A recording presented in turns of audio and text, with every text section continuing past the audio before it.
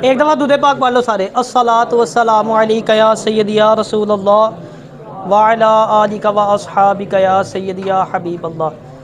आज मैं आपसे तीन जो है ना वो नाकामी की बहुत बड़ी वजूहात शेयर करूँगा। अच्छा, आपको क्या लगता है कि कौन सी मेजर रीज़न्स हो सकती है? कोई तीन बताएं मुझे, नाकामी की वजूहात कोई तीन आप बताएं। बिल्कुल गुड। और कमिटमेंट ना होना, और लैक ऑफ कॉन्फिडेंस, बिल्कुल ऐसे ही है, गिव अप कर दिए भी अच्छा है। और कोई इसके अलावा? हाँ बिल्कुल। अच्छा, एक बात आपने याद रखनी है, इस दुनिया में ना कोई भी चीज़ खुद से नहीं होती। जो भी कोई वाक़या होता है ना, उसकी कोई ना कोई वजह ज़रूर होती है। यानी कामयाबी है ना, तो उस कामयाबी के पीछे उस कामयाबी की वजह ज़रूर होती है। अगर कोई बंदा नाकाम हुआ है तो उसकी नाकामी के पीछे उसकी वजह ज़रूर होती है। लेकिन हम लोगों का इशू ये है, हम लोग अपनी गलतियों को फाइंड ही नहीं करते। उसकी क्या वजह, हम क्यों नहीं तलाश करते भला? क्योंकि हम एक्सेप्ट ही नहीं करते। हम इस चीज़ को मानते ही नहीं, हम रिस्पॉन्सिबल नहीं है, हम जिम्मेदारी नहीं लेना चाहते। हम इस चीज़ को एक्सेप्ट नहीं करते कि मुझसे गलती हो सकती है। ऐसा हो ही नहीं सकता कि अगर आप फेल हो गए हैं, आपके फेलियर के पीछे कोई वजह ना हो। पॉसिबल नहीं है। मुमकिन है कि उसके पीछे आपकी बहुत बड़ी गलती हो जिसकी वजह से आप फेल हुए हैं, लेकिन हम उसको फाइंड नहीं करते। हमारा एटीट्यूड क्या है? हम कहते हैं मैं तैयारी करके गया था, पेपर मुश्किल था, मैं तैयारी करके गया था, किस्मत ख़राब निकल आई मेरी। हम लोग ना सारा कुछ उठा के ना सारा मुद्दा किस्मत पे डाल देते हैं। जो कामयाब शख्स होता है ना, वो कभी भी अपने आप को किस्मत के हवाले नहीं करता, वो अपनी किस्मत हमेशा खुद लिखता है। और जो नाकाम होता है, ये जो आदत है ना, हैबिट जो इंसान की कि किस्मत पे डाल देना हर बार, ये समझ एक चोर रास्ता है, फरार होने का रास्ता है। जिसको आदत पड़ जाती है ना, ये वो हर नाकामी पे ऐसे ही करता है, बजाय कि वो अपनी गलती तलाश करके उस पर वर्क करना शुरू करे। जब भी वो नाकाम होगा ना, वो कहेगा जी किस्मत ही मेरी ऐसी थी, मेरी किस्मत ही ख़राब थी। नबी अलैहिस्सलातु वस्सलाम ने इरशाद फरमाया कि जब अल्लाह पाक किसी से भलाई का इरादा फरमाता है ना, तो उसके ऊपर उसका बातिन जाहिर कर देता है। हम लोगों ने कभी अपनी गलतियां तलाश नहीं की। अल्लाह से दुआ मांगा करें कि या अल्लाह हमारा बातिन हमारे ऊपर आश्कार कर दे, हमारी गलतियां हमारे सामने आना शुरू हो जाए। इसी वजह से तो हम नाकाम हो जाते हैं, हम कोशिश ही नहीं करते। अगर आप अपनी नाकामी को कामयाबी में बदलना चाहते हैं ना, तो फिर गौर व फिक्र करना शुरू कर दें। जब भी फेल होना, चुप करके बैठें, पेंसिल कॉपी पकड़ें और सोचें कि कहाँ कहाँ मेरी मिस्टेक्स हैं। उन मिस्टेक्स को लिखें, फाइंड करने के बाद उनको इम्प्रूव करना शुरू करें। आपकी नाकामी कामयाबी में बदल जाएगी। लेकिन हम फाइंड नहीं करते। हम कहते हैं वो, जैसे मैंने बताया, किस्मत पे डाल देंगे हर चीज़। किस्मत बुरी थी, मैं तैयारी करके गया था, पेपर मुश्किल था। बाकी जो पास हुए हैं वो भी तो करके गए थे ना, पेपर सेम ही था। ऐसा तो नहीं कि आपको पेपर कोई और आ गया, उसको पेपर कोई और आ गया। एक ही पेपर होता है, एक ही आप सेंटर में बैठे होते हैं, एक बच्चा टॉप कर जाता है, एक ही सप्ली आ जाती है। जब आप बाहर आते हैं तो वही चार फ्रेंड्स आपस में बातें कर रहे होते हैं। एक कह रहा होता है यार कितना आसान पेपर था, मैंने सारा छाप दिया। एक कह रहा होता है पता नहीं कहाँ से आया, मैं तो पढ़ा ही नहीं, आउट ऑफ सिलेबस था। जब बुक खोल के नहीं आपने कभी देखी तो फिर वो आउट ऑफ सिलेबस ही लगना है आपको ना। पेपर भी सेम, सवाल भी सेम, एक टॉप कर रहा है, एक फेल हो रहा है। सिर्फ वही कि जिसने नहीं पढ़ा, लेकिन वो डालेगा दूसरों पे कि जी वो बाइट से आउट ऑफ सिलेबस आ गया, होंदा बुक चाहिए लेकिन पढ़िया कभी नहीं होता। अच्छा, अब हम अपने टॉपिक की तरफ बढ़ते हैं कि नाकामी की वजूहात। सबसे पहली वजह जो भाई ने किसी ने पीछे से बताई थी, क्विट कर देना। हम लोगों में से ना मोस्टली लोगों का एटीट्यूड ऐसा ही है। हम जब कोई भी काम नया नया शुरू करते हैं ना, बड़े जोशो वलवले के साथ शुरू करेंगे, लेकिन जैसे ही हर्डल्स आना शुरू होती है ना, हम मैदान छोड़ के भाग जाते हैं। आप शॉर्ट हैंड की मिसाल ले लें, बड़े बच्चे आते हैं कई, वो आके वो जब स्ट्रोक्स करेंगे ना, 5-5 6-6 पेज लिखेंगे, जैसे ही वावल आएंगे भूख निकल जाएगी। अच्छा, अब कुछ भी में ऐसे होते हैं, थोड़ी कोशिश करते हैं, बिल्कुल मतलब कंसिस्टेंसी के साथ नहीं चलते, लेकिन थोड़ी कोशिश करने की कोशिश करते हैं। अब वो जब स्ट्रोक से आगे जाएगा, वावल्स पे वावल आएंगे तो उसका थोड़ा दिल घबराएगा, लेकिन थोड़ी हिम्मत करके जूस पी के शुरू हो जाएगा। फिर आगे जाएगा तो फिर आ जाएंगे डिप्थोंग, अब फिर कहेगा ये क्या हो गया। अच्छा, उससे आगे निकलेगा, फिर आ जाएंगे ट्राइफोन, अब वो कहेगा मैं नहीं कर सकता भाई। यानी हम आसान चीज़ें चाह रहे होते हैं। हम चाहते हैं कि हालात जो है ना वो हमारे मुताबिक चले। अगर तो हालात आपके मुताबिक चले, ठीक है ना, आपकी फेवर में हो, जो आप चाह रहे हैं, आसान चीज़ें हैं, कुछ मुश्किल ना आए, तो फिर तो हर बंदा कामयाब हो जाए। देखिए, असल इंसान की कैपेसिटी का पता ही तब चलता है जब वो हालात के अगेंस्ट चलता है। जब हालात आपके फेवर में नहीं है लेकिन फिर भी आप कोशिश कर रहे हैं। आप ना कभी मुर्दा मछली को ना पानी में फेंक दें, समुंदर के अंदर फेंक दें, अब होगा क्या, वो समुंदर की लहरों के साथ बहती चली जाएगी। जहाँ लहरें जा रही हैं वहाँ साथ साथ जाती जाएगी। अच्छा, वही अब अगर आप उस समुंदर के अंदर जिंदा मछली फेंके, वो लहरों के अगेंस्ट चलेगी। पानी का रुख तो इधर होगा लेकिन वो पानी के रुख के अगेंस्ट जाएगी। तो हम लोग भी वो मुर्दा मछली की तरह ना सारा कोई किस्मत पे फेंक देते हैं। जिथे लाइएगी टुड़ी जावांगे। जैसे मुर्दा होती है ना मछली, वो भी कहती ठीक है जहाँ लहरे वो चाहे नाले च डा के सुट देवे, हम भी कहते हैं ठीक है नसीब के हवाले कर दिता है, जिथे जावांगे तो जनाब टुरी जावांगे। अच्छे, अच्छा आप में से हेनरी फोर्ड को कौन जानता है? किसी ने नाम सुना हो Henry Ford? Harry Potter Henry Ford का तल्लक ना बहुत ही गरीब घराने से था। बाप जो था ना उसका वो किसान था। अच्छा, गुर्बत इतनी थी कि खाली बाप के काम करने से भी ना गुजारा नहीं होता था। माँ भी जो थी वो बाप के साथ खेती बाड़ी करती थी। अच्छा, बचपन में ना उसकी वालदा फौत हो गई। अब घर तो चलता नहीं था अकेले बाप के काम करने से। वो उसको बचपन में जब उसके खेलने कूदने की उम्र थी ना, उसको काम करना पड़ा। उसने भी बाप के साथ खेती बाड़ी शुरू कर दी। अच्छा, उसके पास ना बचपन में एक बड़ा हुनर था कि वो घड़ियाँ खोल के ना उसको रिपेयर कर लेता था। तो इसी वजह से लोगों ने उसका ना मैकेनिक डाल दिया, नाम मशहूर हो गया मैकेनिक के नाम से। जब 16 साल का हुआ ना तो बाप ने उसको किसी गाड़ियों की कंपनी में डाल दिया। वहाँ पे वो मैकेनिक का काम, गाड़ियाँ शाड़ियाँ उसने ठीक करनी। अच्छा, वहीं से गाड़ियाँ ठीक करते वो रुका नहीं, मेहनत करता रहा। उसी कंपनी में जहाँ पे वो मैकेनिक था ना, वहाँ पे वो इंजीनियर बन गया। अच्छा, फिर भी ना रुका, मज़ीद मेहनत की, मज़ीद खुद को इम्प्रूव किया, अपनी गलतियाँ तलाश की, इम्प्रूव करता गया, आगे जाता गया। उसी कंपनी में चीफ इंजीनियर बन गया। अच्छा, फिर भी ना रुका, फिर उसने सोचा कि यार अपनी कंपनी बनानी है। मेहनत करके उसने उधार पैसे उठा के उसने जनाब अपनी कंपनी लॉन्च कर दी। गाड़ियाँ गुड़ियाँ बनाई, लेकिन ना चल सकी, फ्लॉप हो गया। मैदान छोड़ के भागा नहीं। कुछ देर उसने कंपनी में फिर मुलाजमत की, पैसे इकट्ठे किए, जिनका उधार उतारना था उसने उनका उधार उतारा। उधार उतारने के बाद उसने कुछ इन्वेस्टर ढूंढे। उसने कहा डिज़ाइन मैं बनाऊंगा, इन्वेस्ट तुमने करना है, कंपनी खोलते हैं। ठीक है जी। उसने कुछ गाड़ियाँ बनाई, नए डिज़ाइन बनाए, ना चल सके, फिर ठप हो गया सारा काम, फेलियर आ गया फिर। अच्छा, फिर भी वो नहीं भागा। हम बात कर रहे हैं कि आपने क्विट नहीं करना। अच्छा, वो फिर भी ना भागा। अब फिर उसने कुछ अरसा जो है वो काम शाम किया। अब उसने फिर सोचा कि मैं अब इस बार जो है ना पहले से बेहतर कंपनी बनाऊंगा। फिर उसने उस कंपनी का नाम रखा द फोर्ड मोटर कंपनी। आप गूगल पे लिखेंगे ना आपको पता लगेगा, अभी नेक्स्ट आगे मैं बताता हूँ आपको। द फोर्ड मोटर कंपनी ने उस कंपनी का नाम रखा। इस बार उसके पास अपनी गलतियों से हासिल किए सबक थे, उसके पास कुछ तजर्बा था। उसने अच्छी पहले से बेहतर जो गलतियों से सीखा हुआ था ना, क्विट नहीं किया, बल्कि गलतियां तलाश करके उसको फाइंड करके उस पर वर्क किया उसने। अब जो उसने गाड़ियां बनाई ना, पूरी अमेरिका के अंदर, पूरे अमेरिका में उसकी गाड़ियां मशहूर हो गई, उसका नाम बजने लग गया जनाब। अच्छा, अब भी ना रुका वो, उसने अपनी जो इंजीनियर्स की टीम थी ना उसको इकट्ठा किया। उसने कहा मुझे V8 इंजन चाहिए। जो गाड़ियों के बारे में हाव नाव रखते हैं ना उनको पता होगा V8 इंजन का। 8 सिलेंडर वाली गाड़ी, 8 सिलेंडर वाला इंजन, सॉरी। उसने कहा मुझे 8 सिलेंडर वाला इंजन चाहिए। इंजीनियर ने कहा ये तो मुमकिन ही नहीं है, हो ही नहीं सकता, 8 सिलेंडर वाला इंजन तो नहीं बन सकता। उसने कहा जितना वक्त लेना लो, जितना पैसा लेना लो, बनाओ, मुझे चाहिए।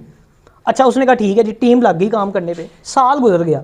साल बाद उसने रिपोर्ट मांगी इंजीनियर से। उन्होंने कहा हमने तो आपको पहले कहा था नहीं हो सकता, नहीं बनेगा। उसने कहा कोई बात नहीं, और पैसे लो, और टाइम लो, बनाओ, कोशिश करो, मुझे चाहिए इंजन, ठीक है ना। अच्छा, वो थोड़ा टाइम अर्सा गुजरा, उसने भी मेहनत की, उसकी टीम ने भी मेहनत की। आखिरकार वो V8 इंजन उन्होंने बना लिया। आज अगर आप बड़ी बड़ी जो महंगी गाड़ियाँ ना उसमें आपको V8 इंजन मिलेगा। और उस इंजन को आगे जाके फादर ऑफ द इंजन का नाम दिया गया, 8 सिलेंडर वाला इंजन। आज भी जितनी आपकी महंगी गाड़ियाँ उसमें V8 इंजन 8 सिलेंडर वाला होता है। पावरफुल इंजन है ना, ज़्यादा 8 सिलेंडर है। जैसे कई गाड़ियों में 3-4 सिलेंडर होते हैं, वो पावरफुल ज़्यादा बड़ा इंजन है। धक्का नहीं लगाना पड़ता। तो 8 सिलेंडर वाला इंजन उसने बनाया। इस स्टोरी से 2 हमें सबक मिलते हैं। एक सबक हमें यह मिलता है कि क्विट नहीं किया उसने, देखें वो लगा रहा। अगर वो क्विट कर देता तो क्या V8 इंजन बनता आज? फादर ऑफ द इंजन वो इंजन बन सकता? कभी भी ना बन सकता। फिर एक और दूसरा जो हमें लेसन इस स्टोरी से मिलता है कि रुकना नहीं है। एक आपने कामयाबी हासिल कर ली है, दूसरा गोल सेट करें उसकी तरफ बढ़े। वो भी नहीं रुका ना, पहले इंजीनियर बना, फिर चीफ इंजीनियर बना, फिर उसने कंपनी खोली, वहां पे भी नहीं रुका। उसने कहा मुझे V8 इंजन चाहिए। तो रुकना नहीं है। जब हम रुक जाते हैं ना तो फिर हम जो है वो नाकाम हो जाते हैं। हर कामयाबी के पीछे ना इस्तिकामत होती है। जो बंदा लगा रहता है ना वो पहुंच जाता है। और कई दफ़ा ऐसा होता है, देखिए जहाँ पे हम खड़े होते हैं ना वहाँ से कामयाबी ना सिर्फ एक कदम के फासले पे होती है। वहाँ पे सिर्फ मैटर करता है हमारा इरादा कि हम कामयाब होना चाहते हैं, हमारी नीयत है कि नहीं है। अगर तो हम खुशकिस्मती के कायल हैं तो कामयाबी आपकी है। अगर हम बदकिस्मती के कायल हैं तो कामयाबी, वही कामयाबी जो एक कदम के फासले पे खड़ी होती है ना, वो आपसे कई सैकड़ों दूर चली जाती है। क्या है? हम क्विट कर देते हैं, हम लोग कोशिश नहीं करते, हम अपनी गलतियों को तलाश नहीं करते, हम ना हर्डल से, मुश्किलात से घबराते हैं। बंदा जितना अपनी मंजिल के करीब होता चला जाता है ना, उतनी मुश्किलात बढ़ना शुरू हो जाती हैं, रुकावटें ज़्यादा होना शुरू हो जाती है। ये कुदरत का एक कानून है यार, कामयाबी और रुकावटें ये दोनों साथ साथ हैं, अलहदा नहीं हो सकती, ये आपको फेस करनी पड़ेंगी। तो जब करनी ही है फेस, तो फिर उसका क्या हल है? मजबूत कर ले खुद को, यानी उससे छुटकारा तो नहीं है ना, कुदरत का कानून है। जब आपने कामयाबी के रास्ते पे निकलना है तो रुकावटें आनी है, ऐसा नहीं हो सकता कि रुकावटें ना आए, तो फिर खुद को मजबूत कर लेना है ताकि वो रुकावटें आपका कुछ ना बिगाड़ सकें। अच्छा, तीसरा जो सा हमारा, ये दूसरा था ना पॉइंट, नहीं पहला पॉइंट था। दूसरा जो पॉइंट है, वो बंदा भी कभी कामयाब नहीं होता जो अपने वक्त को और अपनी एनर्जी को गलत जगह पे इन्वेस्ट करता है। देखिए, अगर मेहनत करने से ही कामयाबी मिलती ना, तो मजदूर सबसे ज़्यादा कामयाब होता। अगर सुबह सवेरे उठना ही कामयाबी होती, तो अखबार बेचने वाला सबसे ज़्यादा कामयाब होता, दूध बेचने वाला सबसे ज़्यादा कामयाब होता। सुबह सुबह जमादार आया होता है गली में, 5 बजे जाने हो रही होती हैं तो वो सफाई कर रहा होता है, वो सबसे ज़्यादा कामयाब होता अगर सिर्फ वक्त पे उठ जाना या मेहनत करना कामयाबी होती। अपने वक्त देखिए, जो वक्त है ना, अल्लाह पाक ने सबको बराबर दिया। 24 घंटे हैं, किसी के लिए 25 तो नहीं है। ऐसा तो नहीं है अल्लाह ताला ने आपको 24 दिए हैं, मुझे 25 दिए हुए हैं, या मुझे 24 दिए हैं, आपको 26-27 घंटे दिए हुए हैं। सबके लिए 24 घंटे हैं। उन्हीं 24 घंटों को यूटिलाइज करके कोई महीने का 50,000 कमा रहा है, कोई महीने का 10,000 कमा रहा है। कौन ज़्यादा कमा रहा है? जो बंदा अपने वक्त को, अपनी एनर्जी को जितनी अच्छी जगह पे इन्वेस्ट कर रहा है ना, वो उतना ज़्यादा कमा रहा है। बाबर आजम, आप सारे क्रिकेट के शौकीन हैं, उसके एक इंटरव्यू में उसने बताया, वो कहता है कि मेरे वालिद साहब ना घड़ियों का काम करते थे, घड़ियाँ रिपेयर करते थे। अच्छा, वो कहता है कुछ देर ना मैंने अपने वालिद साहब की शॉप पे काम किया है, घड़ियाँ रिपेयर की हैं, थोड़ा बहुत काम मुझे आता था। मेरा आपसे ये सवाल है कि अगर बाबर आजम अपना टाइम और अपनी एनर्जी उसी दुकान पे वेस्ट कर देता, तो क्या आज इतना बड़ा नाम कमा पाता? उसने अपने वक्त को और अपनी एनर्जी को सही जगह पे इन्वेस्ट किया है। ये पॉइंट समझने वाली बात है। खाली मेहनत कर लेना, प्लानिंग कर लेना, सब कुछ जो है वो काफ़ी नहीं है। लॉन्ग टर्म प्लानिंग करें। जब भी कोई काम करने लगे, आप सोचें कि ये काम जो मैं आज करने लगूँ, इसने मुझे अगले आने वाले 5 साल बाद या 10 साल बाद कहाँ पहुँचाना है। अगर मैं जो काम कर रहा हूँ आज, अगर मैं इससे 10,000 कमा रहा हूँ, तो क्या आने वाले वक्त में मैंने 15-20 हज़ार ही कमाना है, या इसने थोड़ा ऊपर भी जाना है? अगर 19-20 का फ़र्क है तो क्विट करें यार। जैसे उसने घड़ियों का काम छोड़ा ना, वो क्रिकेट में उसने लगाया वक्त आके। तो आपने लॉन्ग टर्म प्लानिंग करनी है, देखना जो मैं कर रहा हूँ उसका आगे जाके क्या रिजल्ट निकलना है। कोई भी आप फैसला करने लगे ना ज़िंदगी में, तो रुक जाएं थोड़ी देर के लिए, सोचें पहले कि इसका नतीजा क्या निकलना है, फिर उसके ऊपर डिसीजन लें, फिर आगे बढ़ें, ठीक है ना। अच्छा, तीसरा जो हमारा पॉइंट है ना, वो है वो भी बंदा अपनी ज़िंदगी में कभी कामयाबी हासिल नहीं कर पाता जो आज का काम कल पे छोड़ देता है। हम में से बहुत से ऐसे लोग हैं जो नाकाम है, जो कहते हैं कल कर लेंगे, मंडे से कर लेंगे इंशाल्लाह ताला, वो मंडे कभी भी नहीं आई उनकी। इमाम इब्ने जोज़ी रहमतुल्लाहि ताला अलैह फरमाते हैं कि जो बंदा कहता है ना कि मैं आज का काम कल कर लूँगा, आप फरमाते हैं उसकी मिसाल ना उस शख्स की तरह है जो दरख्त काटने के लिए निकलता है। वो जब जाता है आरी लेके दरख्त को काटता है, दरख्त बड़ा मजबूत होता है, कटता ही नहीं। अच्छा, वो सोचता है कि ना अगले साल आऊँगा फिर काट लूँगा, वो चला तो जाता है वापस, लेकिन वो ये नहीं सोचता कि जब मैं अगले साल वापस आऊँगा तो दरख्त पहले से ज़्यादा मजबूत होगा और मैं पहले से ज़्यादा कमज़ोर हो गया हूँगा, क्योंकि उसने तो बुढ़ापे की तरफ जाना है, लेकिन दरख्त की जो जड़ें हैं वो मज़ीद जो है वो मजबूत होती चली जाती हैं। इसी तरह हज़रत उमर बिन अब्दुल अज़ीज़ रहमतुल्लाहि ताला अलैह के पास ना एक शख्स आया, कोई काम था, तो उसने उस काम के हवाले से आपको कहा कि आप ये काम कल कर लेना, आज रहने दें। तो आपने फरमाया कि मैं आज का काम ना बड़ी मुश्किल से कंप्लीट करता हूँ, तो मैं कल का 2 दिन का काम कैसे करूँगा इकट्ठा। यानी जितना हम डिले करते हैं ना, वो काम बढ़ता ही है ना, वो ख़त्म तो नहीं होता। एक किसान था एक गाँव में, वो कुछ सामान ख़रीदने के लिए ना शहर में गया, तो वहाँ पे कुछ लोग ना ग्रुप्स की शेप में खड़े हुए थे, बातें कर रहे थे, किसी वकील की बड़ी तारीफ़ें कर रहे थे। उन्हें कहा कि यार वो वकील जो है ना वो बड़ा माना जाना वकील है, वो एक बात ना 100 रुपये की बताता है, और अगर किसी पॉइंट को उसने समझाना हो ना तो उस पॉइंट को समझाने का 1000 रुपया लेता है। जब उसने ये बात सुनी ना, बड़ा मुतासिर हुआ। उसने कहा यार इसका मतलब है कोई काम की बातें बताता होगा, पैसे लेके एक बात बताने का भी 100 रुपया ले लेता है। उसने एड्रेस वगैरह पता किया, पहुँच गया वकील के पास। उसने जाके उसको कहा जी वकील साहब कोई बात मुझे भी बताएं। उन्हें कहा 100 रुपया लगेगा। अच्छा, अब उसने सुना 100 रुपया, उसने फिर दिलचस्पी बढ़ गई ना, उसने कहा पैसे मांग रहा है, कोई गल देने वाकई देनी है मैंने काम दी। उसने कहा ठीक है ये ले 100 रुपया। उसने पर्ची पकड़ी, उसके ऊपर उसने लिख दिया आज का काम कल पे मत डालो। अच्छा, ये पर्ची लेके ना वो किसान वापस अपने गाँव चला गया। जब पहुंचा ना आगे, तो जो उसने वो काम के लिए लड़के लुड़के रखे हुए थे, उन्होंने सारी फसलें फुसलें काट के ना बांध बूंद के रखी हुई थी। अब उन्होंने अपना मुआवजा मांगा किसान से कि भाई लाओ, हमने सारा काम मुकम्मल कर दिया है, हमारी मजदूरी हमें दे दो।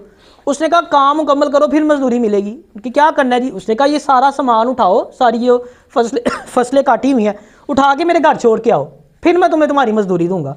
उनका सारी जितने भी किसान हैं जिन्होंने काटी हैं सबकी बाहरी पड़ी हुई हैं, अब शाम हो गई है सुबह ले जाएंगे। उसने कहा मैं आज ही तो 100 रुपया दे के ये बात सीख के आया हूँ कि आज का काम आज ही करना है, मुझे नहीं पता, पूरा करोगे तो मजदूरी मिलेगी। उन्होंने जनाब सारा सामान उठाया और जाके इसके घर छोड़े, सो गया रात को किसान। सुबह उठा तो पता चला कि बड़ी तेज आंधी चली, मूसलाधार बारिश हुई, तूफान आ गया, जितने किसानों ने सारा माल बाई रखा था सारों का तबाह हो गया, उस अकेले का बच गया। क्या था? उसने आज का काम आज ही किया, कल पे नहीं फेंका, उसने उसकी बात पे अमल किया ना। 100 रुपये से उसने कितने पैसे देखो कमाए, सबका माल फसलें तबाह हो गई, लेकिन उसने एक 100 रुपये की जो कीमती बात थी उसने हज़ारों रुपया उससे कमा लिया। जब भी आपके माइंड में आए ना कि कल कर लेंगे, तो एक बात याद रखनी है, कल भी तुसी करना है, परसों भी आप नहीं करना है, साल के बाद भी आप नहीं करना है, 2 साल के बाद भी आप नहीं करना है। आज कर लेंगे तो बेहतर है, वरना अगर कल पे डालेंगे ना तो आपको उसकी ज़्यादा कीमत अदा करनी पड़ेगी, वो ज़्यादा काम मुश्किल हो जाएगा। मैंने अक्सर ना ऑफिस में ये ऑब्जर्व किया है, ऑफिसर छुट्टी भी हो ना तो जो स्टाफ होता है ना वो कहते हैं यार कल कर लेंगे काम, कोई गल नहीं है, फाइलें जमा करके रख लेते हैं। वो ये नहीं सोचते कि करना तो कल भी मैं नहीं है, कल अगर ऑफिसर आ जाएगा या हफ्ते की छुट्टी पे है फॉर एग्जाम्पल, वो आप काम फाइलें जमा करते जा रहे, 1.5 लग गया है, हफ्ते बाद आके उसने तो नहीं करना, हफ्ते बाद भी आप नहीं करना, तो फिर क्यों ना आज आप अपना काम आज मुकम्मल करें तो बर्डन कम होगा। तो आज का काम आज ही करना है, आज का काम कल पे, जैसे कहते हैं ना, मैं अक्सर ये फिक्रा बोलता हूँ कि कल नहीं आज, आज नहीं अभी करना सीखो। जो काम अभी है ना बस अभी के अभी कर डालो, अपना आज बेहतर करें। जिस बंदे ने आज पे इन्वेस्ट किया ना, अपने आज को बेहतर बनाया, उसका कल आने वाला कल हमेशा बेहतर ही होता है। लेकिन वो तभी बेहतर होता है ना जब आपने आज का काम आज किया होगा। हम कहते हैं कल पे डाल दो। जो भी कामयाब शख्स होता है ना वो आज का काम आज करता है। वो अपनी जवानी जब अल्लाह ने ये कि आज आपके पास एज है ना, अभी आपकी उम्र है, अभी यंग हो सारे, आपका माइंड भी काम करता है, आपकी बॉडी भी साथ देती है, कल को ये नहीं रहना। जैसे वो मैंने बताया ना, दरख्त काटने जाएगा, दरख्त मजीद मजबूत हो जाएगा, आपने जो है वो नीचे बुढ़े हो जाना है। तो ये अभी आपका ज़हन साथ दे रहा है, ठीक है ना, और दावे नहीं बन जाना तुम सारे यारे तो अभी जो वक्त है ना आपके पास उसको यूटिलाइज करें, अपने टाइम को। टाइम मैनेजमेंट के हवाले से मैंने अलहदा से भी एक लेक्चर दिया था, वो अपलोड है, मैं इस वीडियो में उसका लिंक भी दे दूंगा, वो आपने लाजमी देखना है, उससे आपको पता लगेगा कि हमने अपने टाइम को कैसे मैनेज करना है। फिर 5 वक्त की नमाज़ पढ़ा करें। जो बंदा 5 वक्त की नमाज़ पढ़ता है ना वो बड़ा अच्छा टाइम मैनेजर बन जाता है, टाइम को मैनेज करना, पंचुअल बन जाता है, ठीक है ना, वो अच्छे से टाइम। फिर सब्र से भी काम लिया करें, मुश्किलात आती हैं, ये नमाज अल्लाह ताला कुरान पाक में फरमाता है ना कि नमाज और सब्र से मदद हासिल करो। अल्लाह ताला हमें अमल की तौफीक अता फरमाए। लास्ट पे सिर्फ एक बात आपको कहना चाहूँगा कि अपनी दुनिया के साथ ना अपनी आखिरत को भी बेहतर करने पे तवज्जो दे। देखें दुनिया के एग्ज़ाम में बंदा फेल हो जाता है ना तो उसको एक और चांस मिल जाता है, सप्ली में दे सकते हैं, पहला चांस, फिर दूसरा चांस, फिर तीसरा चांस। अगर फिर भी फेल हो जाएंगे तो फिर कोई नहीं, सारे पेपर दोबारा दे दोगे। लेकिन अगर आखिरत के एग्ज़ाम में फेल हो गए ना तो दोबारा कोई चांस नहीं मिलना। फिर इंसान तमन्ना बरी करेगा, अल्लाह ताला से कहेगा या अल्लाह एक दफ़ा भेज दे, बस मैं सारी ज़िंदगी सजदे करता रहूँगा, बातें करता रहूँगा, लेकिन दूसरा चांस नहीं मिलेगा। इसलिए आज जो आज है ना आपके पास उसको बेहतर बनाना है। अल्लाह ताला हमें अमल की तौफीक अता फरमाए।